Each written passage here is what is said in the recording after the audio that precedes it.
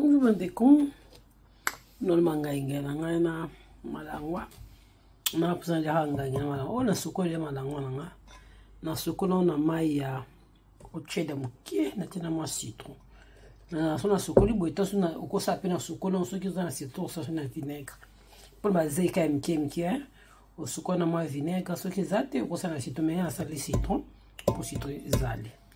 Sali citron na ngo. Isa le mot ya donc umila na monte vite fait quoi.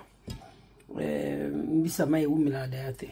Yango na ngwa wa tomate yango mais tomate na choni sotuno cha mukie mingi te.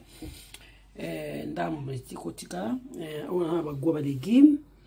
Za goba légumes dina ngosela mingi to mungwa na ngoyo anana ai na ntungu na ndembe na ngainga.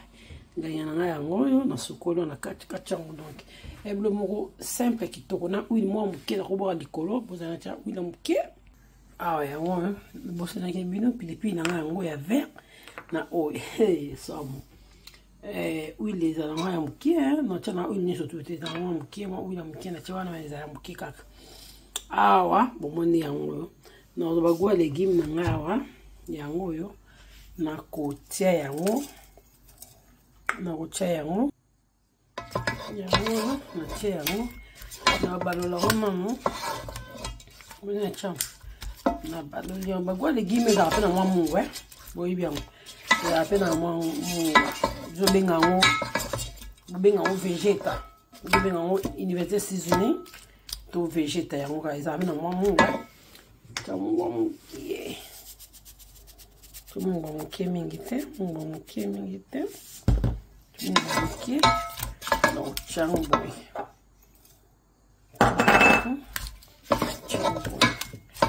Donc c'est vraiment simple qui tout hein, simple quand même bien. Na chamboy.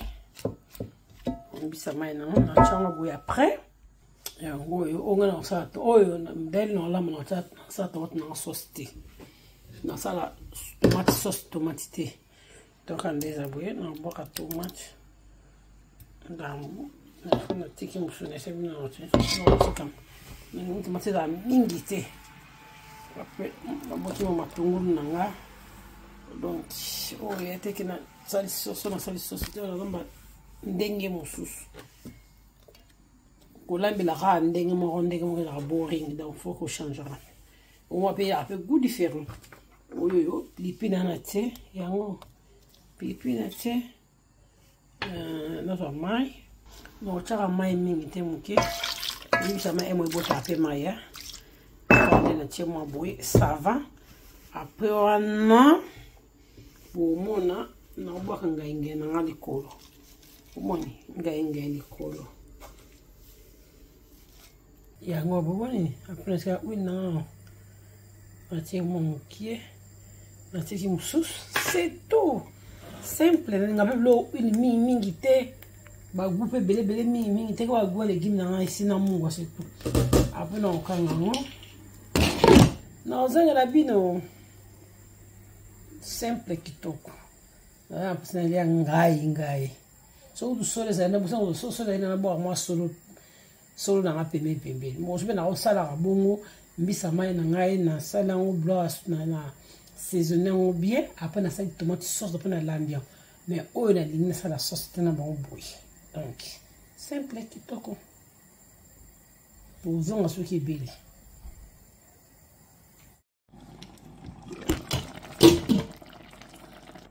yango nganya na ngebe bone bisna ngwa pantalité belle afindika pipi moko ya vert moko na tiki ezala pilipili